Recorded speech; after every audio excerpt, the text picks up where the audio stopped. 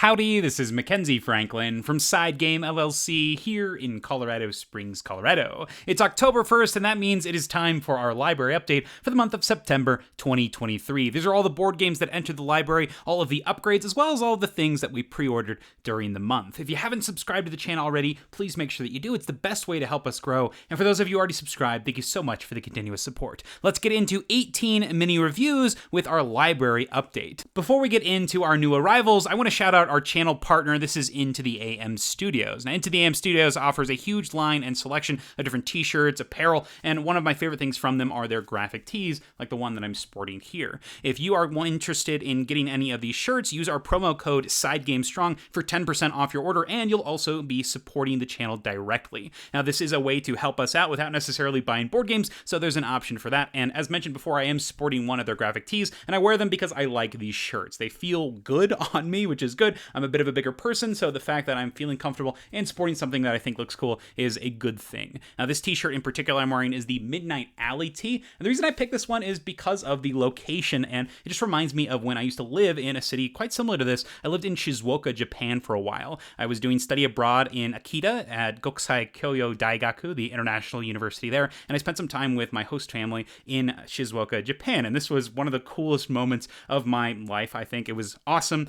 I was riding bikes and going on the coastline. You could see Mount Fuji in the background, and when we went into town, it looked similar to this, and this reminds me a lot of that. Like the artwork, like how it pops, and while it's still a dark shirt, it's pretty radiant with the different colors being used. That's the Midnight Alley tee from Into the AM, and once again, if you want to support the channel, make sure you use promo code SideGame Strong, and you'll get 10% off your order, and we get direct kickback. So that's our channel partner, that is Into the AM Studios. Without further ado, let's get into the new arrivals. Our first new arrival is Sail, and this has you playing a cooperative two-player trick-taking game. You'll set up a scenario and then take tricks, and based on the symbols that you're able to play, it's going to allow you to maneuver on the map. Your ultimate goal is to make it to the end, but you'll be playing these symbol pairs, trying to move, attack these tentacles that are infesting your deck, and interact with the different terrain icons. The expansion adds even more different terrains that you can interact with, I think spices up the game quite nicely, and it also adds some more of the pirates, because each player is going to get a special ability based on the pirate that they choose. This game is interesting and difficult, and it's one that you're going to have to play a little bit to get the nuances of, and it's a challenge that I enjoy coming back to. Both players definitely have to be into this type of game, because it is challenging and requires thoughtful play from both players. You have to work together to make sure it happens, and that can be a little challenging if maybe one person is not as into it. So it's something to be aware of this game, is it's not super casual. This is a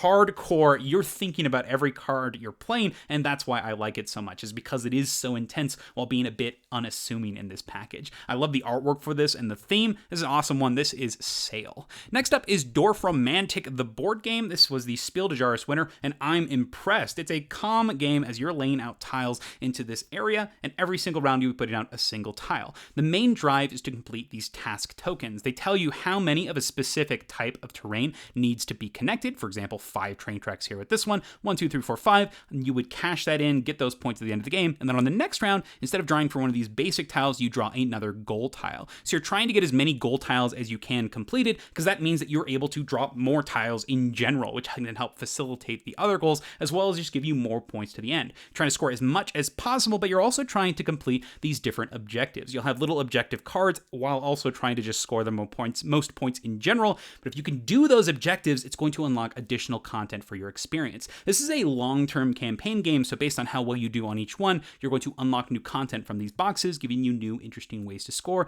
new objectives to go for, and I think that's what makes this game stand out, because you have this simple core framework at the heart of the game, but because of those objectives, it's going to push you to try different things and make these awesome plays to get that extra bonus. And once you do, it's an amazing feeling. Yes, you can win this game, technically every game you play, because you do still get experience for your campaign, but it's that chasing of those objectives that makes it compelling and exciting, and adding those new forms of scoring makes the game more robust every time you play, and it's one that you grow with. This is an awesome couples game, and the only way that I've played it right now is solo and 2-player cooperative, and 2-player cooperative with my wife Ariana is my favorite way to do this. This is one that after a long day you can come, sit, play, and still have thoughtful play, interact, talk about where you want to move things, where you want to put, and based on the scoring that you know is actually in the game, you can even plan and make plans for that in the future. So this is an awesome one as well. This is Dorfromantik, the board game. Next up is one of my favorite sequel games to come out in a while. This is Great Western Trail New Zealand, and very similar to Argentina last year, this one blew me away, but this one even more so with the customization and just the combo nature of everything that's going on. In Great Western Trail, you're going down a trail, and go figure, you're going to be using these sheep cards to interact with the different buildings on the trail. Now, at the end of the trail, you'll be able to make a delivery. This is going to give you money and then allow you to send these tokens out onto the board, giving you extra endgame points.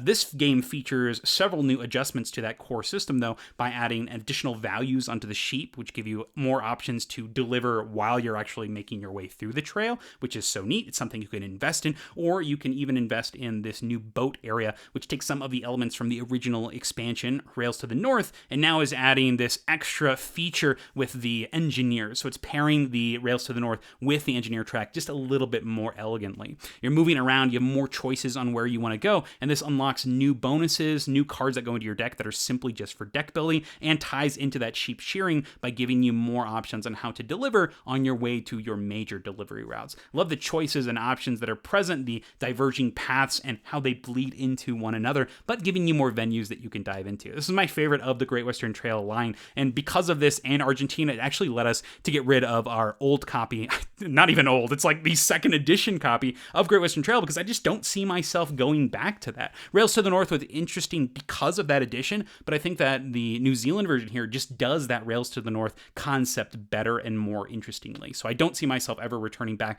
to the second edition, and it's already gone from the library at this point. Next up is Burncycle, the new recruits. These are all of the expansions for Burncycle, including new characters, new corporations. It's a more stuff expansion. If you haven't heard of Burncycle, this is a stealth game where you're going to be trying to take down a human corporation, and you do this through moving around the different hallways, activating these monitors, as well as getting special abilities through getting equipment cards and these modifications to your robots. Now, the new expansion adds more of everything, so more missions, and even missions that you can pair with any of the corporations, making brand new combinations that weren't there before. You also have captains, and this also introduces these new brass mag miniatures that give you personalized sculpts for each of the captains, so adding more personalization to the different enemies that you're going to be fighting. I love the flavor of this, and the presentation is crazy. Those miniatures are so cool. But I gotta be straight with you, actually going to be getting rid of Burncycle, and this expansion didn't help with my opinions on it. So the Burncycle game in general, I'm giving a 4 out of 10, and that mainly has to, the biggest culprit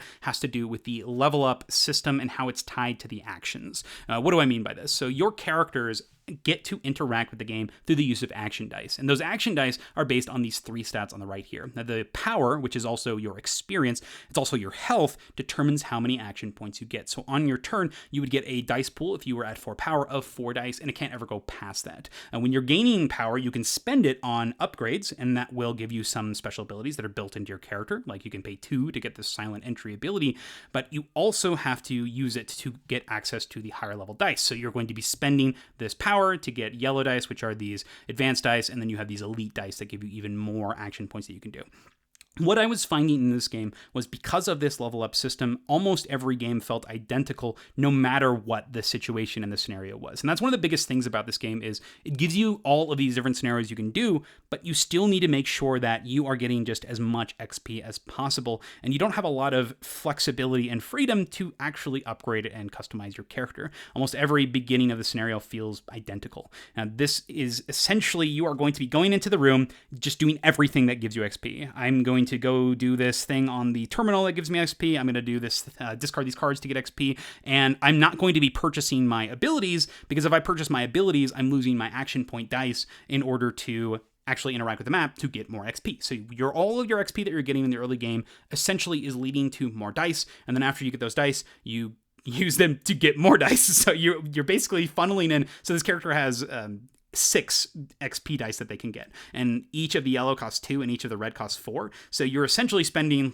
20 XP to get your dice first, and now that you actually have action dice, you can afford to spend your power on some of these abilities. Now, obviously, this may change slightly, where you might have a scenario where you have some immediate threat that you have to interact with and you spend 1, but almost every scenario had me in those early rounds just spending my power, getting as much as I could to get extra dice, and then as soon as I felt comfortable with the dice, then I could start doing the other parts of the game. So I felt like there was so much engine building here that took away from the excitement and intrigue of the game and made it a little bit boring, and that permeated all of my experiences. I thought this might just be a solo problem issue, but that's not the case. I played it with multiple times at the 2-player count as well, and also felt this way. It just had more downtime because I got to play less, which was not great. And then the last kicker on this one is the fact that your health is also your XP. So anytime you take damage from an enemy, you lose this XP resource. And so that means whenever you take damage, you are losing the ability to get more dice, you're losing the ability to get your own customization, and you're losing the ability to take actions right away to get out of the bad situation you're in. It was frustrating to me, and I felt spoiled because I have an experience that's in the stealth genre that gives me variability at every single equipment card draw and scenario setup in the form of Assassin's Creed. So at this point, I don't see any reason to return to Burncycle. I want to know what you think about this experience concept, how it's all linked together, and I like this concept as a design space exercise, like how can I make this XP tie into everything? But I think done here, it just leads to repetitive experiences, and that's not something that I'm interested in returning back to. So it's already packed up and ready to go. Hopefully I can find a buyer that's going to enjoy Burncycle more than I do, because we do have like all of this stuff for it. Got the lore kit, the brass mags. It's a gorgeous game, but not a great fit for me, and it's got to do with that XP power system. So that is Burncycle, the new recruits. That brings us to Tamashii, Chronicles of Ascend. This one was a big surprise. It showed up out of nowhere, didn't know it was coming, and we got it right when we were wrapping up Burncycle. Learned it, got it to the table, and super impressed. This one is cool. It has you playing in this dystopian future in a cyberpunk area where this evil AI is trying to take you out. On your round, you're going to be drawing chips from a bag, putting them in front of you, using action points to move them around to try to make patterns. Very similar to Bullet, actually, where this is going to affect all of the states of the game, giving you resources, allowing you to interact with enemies, use these skill cards and ability cards that you've purchased and upgraded, and then you move on to this combat phase. And this is my favorite part about the game. I think it's brilliant. You roll 2 dice, and one die determines how many enemies are attacking you, and the other one determines how they attack you. And then based on your abilities and your dice that you roll for your attacks, you're trying to prioritize what things you want to do in what order in tandem with those plans that you've used with your tokens in the earlier phases. So I love how it works, and it also makes it so that the reroll action is a pretty cool thing to invest in, because you can manipulate the number of enemies, how you personally attack, or how the enemy attacks. Gives you lots of choice and flexibility, and I think that's awesome. It just opens up this design space, and I think it's done so elegantly. So brilliant system, the combat here, and it's a scenario-based game, so you pick it up, pick a scenario, choose the difficulty, and you are getting level ups constantly as you play and just getting better as the scenario progresses, and I love that. It makes leveling up feel exciting, and each of the characters plays drastically different, which I think is super cool. And there are even some expansion factions that give you brand new decks that you can go for and put you off color. So you can just pick a character that sounds fascinating, and then based on the results of your scenario, you unlock new content for every single game you play, and you can play them in any order. There's so much flexibility and choice throughout these scenarios, but also afterwards and like in the interim. This is an awesome one. This is Tamashii, Chronicle of Ascend. Next is Claustrophobia 1643. This is a game that I've been looking to try to get for a while, and Monolith Games put out something on their web store saying, hey, we've got copies of this and you can get free shipping if you get it right now. I think they were celebrating their web store's opening, and I was able to snag a copy. This is a 2-player game where one player is going to be playing as these humans, these Western warriors is what they're called, that get thrown into these catacombs to do some sort of mission, and then the other player play as the Infernal. They are demons, and you have your own separate objectives based on the scenario that you pick. And right now I've just played this once so far since it's been in the library, and I played this a long time ago with my friend Mike, and he showed me, well, I think with the same scenario. So right now I haven't played anything past the first scenario, but there's so much promise in this system. The first one is pretty generic, as you just get to know what's going on. You're just trying to go through these tunnels, exploring around, but it's the activation system that I think is so much fun in this. On your turn as the Western Warriors, the good team essentially, you're rolling these dice, allocating them to your different characters, and based on where you allocate it, it determines the stats of your characters. So you're managing all of them at once, but then the activation is simple on how you actually move them around the board. And then the Infernal player receives dice that they're using to allocate to all of these different pools, giving abilities to their different characters, getting the ability to spawn more characters, utilizing these different types of demons, and based on the scenario and based on the situation, you're going to have to try to to maneuver them to get through the tunnels to get to their prey. I love the back and forth system here, and I'm looking forward to digging into more scenarios. This is Claustrophobia 1643. Next up is the Royal Limited. This was a review copy sent to us by Buttonshai Games for review purposes. We did a playthrough on the channel for this game, and I think this one's a lot of fun. This is one of my favorites from them so far, especially this year, and one of my favorite Scott Alms games. I still like Warp's Edge the most from him, but this one is, I think it's my second favorite game from him, actually. On your turn, you are going to be trying to use the cards in your hand to build up a train car, and this train car needs to be full by the time you're done. You're trying to get rid of all your cars by putting them into the train, either as cars or as passengers. There's some of these passengers that have incredibly difficult conditions to actually slot them in, but you do get rewards when you slot them in based on the strength of the car. If it's a super weak car, it's going to have a pretty bad reward, so not necessarily a reward, but you're trying to manage which abilities you're triggering when, how they're going to facilitate your different VIPs that you're trying to slot in the car, all in order to make it perfect so that the entire train is completely filled out. I love this concept. It's like a puzzle box that's going to change the pieces each time you play, and I think that's super fun that it is a tiny little package. It looks like there's a bunch of expansions for this, so when I go get the Ancient Realm expansions, I'm also going to go ahead and try to get these as well, because I think it just sounds like super fun to have more variability for this. This puzzle that's already interesting. You have 10 different VIPs in the core game, so this already gives you different possibilities from them, so I'm looking forward to seeing what the expansions have to offer as well. Loving my time with the Royal Limited. That's the review copy sent to us by Buttonshai Games. Those are all of our new arrivals. Let's move on to our board game upgrades, starting off with some microfiber drawstring bags from the Board Game Geek store. I actually picked up a bunch of these small little bags in order to match the colors from Dorfromantik, the board game. So we got blue, we got some yellows, some red, some brown, everything to facilitate all of these different little gold tokens. Normally you're supposed to put them all face down and then shuffle them up. Found that kind of annoying sometimes, so now they're just in bags. So as soon as you open up that box, you're ready to play. Love it. Love the facilitation of these for the different random draw tiles. They work perfectly, and the small ones work perfectly for Dorfromantik, the board game. So those are these BGG bags, the microfiber drawstring bags. Next up were two different sets of coin capsules. Our copy of Vagrant Song Encore needed some things covered, and so these tiny 18mm ones, they were able to cover some of the smaller tokens in the game. And then on the flip side, we had some of the 22mm coin capsules that were used for some of the larger terrain tokens. Also, these are useful for things like Unmatched for the item tokens, and needed a couple more here. And now when new games come into the library that have those random draw tokens, that's way they'll be protected and you won't be able to know which ones you're picking when you are reaching into that bag. So that is the coin capsules for a bunch of different games, but mainly for Vagrant Song as well as Unmatched. Those are all of our upgrades. Let's move on to the pre-orders, starting with Hoplomachus. Now this is the Pandora's box set of expansions, and this includes some for Victorum as well as Remastered, but we're only getting the Remastered expansions. I'm not a big fan of Victorum, as I think that the solo play is repetitive, and only the fights that are interesting are the Scion fights, the boss battles, but you have to grind so much to just get there, and the grind just gets worse as you play through the different chapters, as you're just adding more enemies, and that's the only way it really scales. They're not more interesting or anything like that, just more stuff you have to pile through. Not satisfying at all. But the Remastered version is excellent. It has multiple modes of play. You have these two-player head-to-head skirmish battles that are sick, and then you also have these single-shot scenarios that you can play solo or cooperative that give me the feeling of fighting those Scions in a single-shot scenario space. So I can get in, get that satisfying boss fight, and have a great time solo or cooperative. Pandora's Wake expansion adds brand new units for the game, as well as new scenarios that you can play against. And then lastly, it adds 2 new maps. First one here has a bunch of clouds, fascinating, but the one that looks super cool has all of these ships. Now, so take a look. You've got these little pieces that are going to be able to hold your characters as they move around. You've got your boats that are going to be clashing against each other, and let's just watch this animation together.